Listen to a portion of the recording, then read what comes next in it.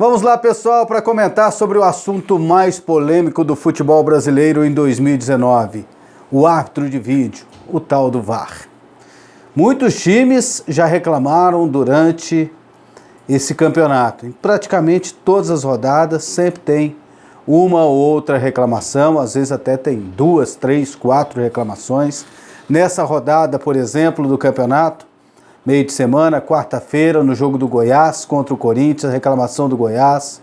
Fortaleza perdeu para o Flamengo e reclamou. A Chapecoense perdeu para o Palmeiras e reclamou do VAR. Dia desses teve reclamação formal do Santos na sede da CBF, entrevistas duras, entrevistas pesadas, como por exemplo do presidente do Palmeiras.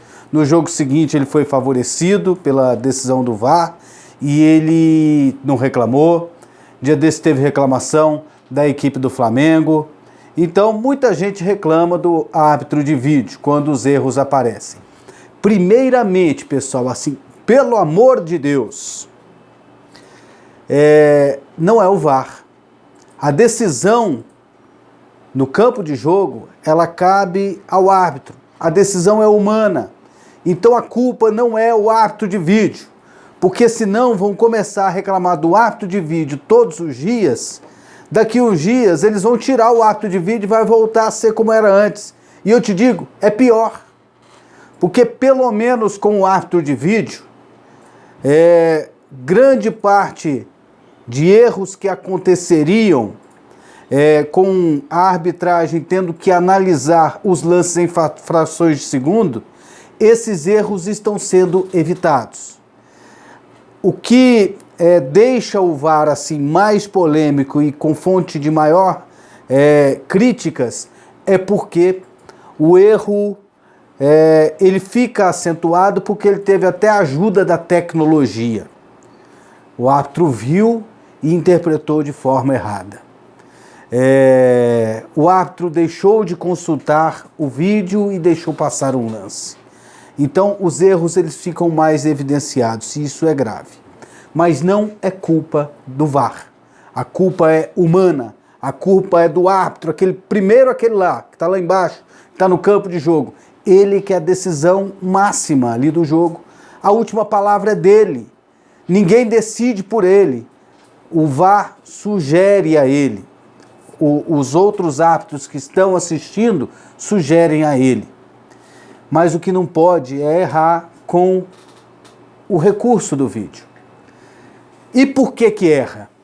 Esse é o objetivo de eu falar aqui com vocês. Erra porque a arbitragem brasileira não é profissional. Não há a profissionalização da arbitragem. Tem árbitro que é policial militar, professor universitário, médico, vendedor autônomo, gerente de concessionária, eles têm as mais diversas profissões. E aí, de bico, eles são árbitros de futebol. Porque não dá para sobreviver sendo só árbitro de futebol.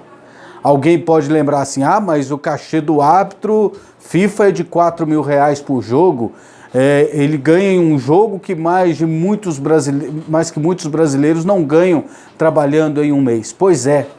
Mas ele não sabe quanto tempo isso vai durar na vida dele.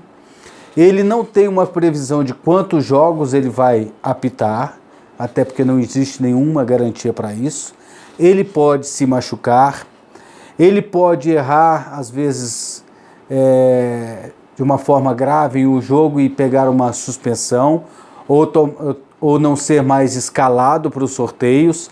Então existem uma série de fatores que fazem com que não exista a possibilidade da pessoa largar o que ela faz para ser só árbitro de futebol.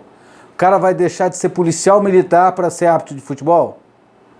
Ter uma carreira como funcionário público para ser árbitro de futebol?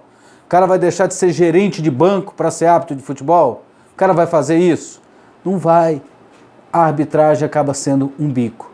Aí o cara fica prendendo bandido até 2 horas da manhã fazendo ronda policial.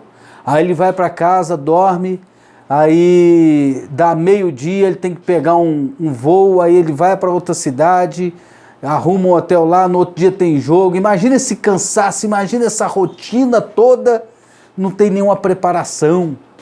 Então, a arbitragem brasileira não é profissional. Na Europa é, em Portugal é, na Espanha é, na Inglaterra é. O cara é contratado para ser árbitro de futebol, ele recebe um salário por mês, ele tem suas garantias. Não sei como é que funciona lá, mas deve ter plano de saúde, deve ter todas as garantias trabalhistas. Aqui o árbitro tem isso, ele não tem. Então vocês entenderam? O jogador de futebol ganha 50 mil, 60 mil, 300 mil reais. O Fred ganha 1 milhão. O treinador ganha 500 mil reais, um Mano Menezes.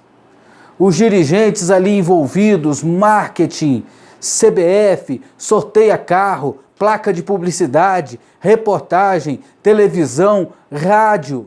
Só quem é amador no meio desse povo todo, no meio dessa situação toda, é o árbitro de futebol. E ele é uma peça fundamental, ele está lá no campo, correndo com os jogadores, os auxiliares estão lá do lado, está o pessoal do árbitro de vídeo. Eles têm uma responsabilidade tremenda na mão deles. O estádio está cheio, uma renda de 2 milhões de reais, estádio com 50 mil pessoas, milhões de pessoas assistindo pela televisão, circulando aquela grana toda. E os árbitros não são profissionais. Os árbitros são amadores. Existe uma regulamentação na Lei Pelé da profissão de árbitro de futebol, mas quem tem uma carteira assinada como árbitro de futebol, hein? Vocês já viram? Existe uma carteira assinada no Brasil de árbitro de futebol? Então é isso que eu gostaria de falar para vocês, porque eu espero que isso seja propagado, porque a discussão ela não pode ficar do jeito que está, do dirigente chegar e colocar a culpa no VAR. O dirigente tem que exigir para que a CBF profissionalize a arbitragem. E não pode se ficar desmerecendo o campeonato, tirando a credibilidade do campeonato, porque essa não é a realidade. O árbitro erra mais para o Corinthians, o árbitro erra mais para o Flamengo. Gente, os árbitros erram em todos os jogos. Às vezes, pesa sim a camisa do time mais forte, mas não é porque ele está sendo roubado, não está sendo comprado, não. Não é porque a CBF, não existe um esquema por trás disso, não. O que acontece é o seguinte, que ele não é bem preparado. Ele quer participar dos grandes jogos. E ele sabe que se ele errar no jogo do Corinthians, o Corinthians tem moral lá na Confederação Brasileira de Futebol, aí isso pode prejudicar ele. Então, às vezes, o cara tem mais medo de errar no jogo do Corinthians. Ele tem medo de errar no jogo do Flamengo. Ele tem medo de errar contra o Palmeiras, o povo do Flamengo reclamar. Então, o cara não tem uma segurança profissional, ele não tem um respaldo. Por quê? Porque ele é um autônomo. Ele está ali fazendo bico. Está o Wilton Pereira Sampaio. Se a Confederação Brasileira de Futebol fizer uma reunião lá, não vamos querer esse árbitro, ele está fora. Ele vai ter que voltar para a vida dele. E assim é a situação de todos os árbitros da Confederação Brasileira de Futebol, os árbitros das federações estaduais. Então, gente, o problema é a falta de profissionalismo na arbitragem.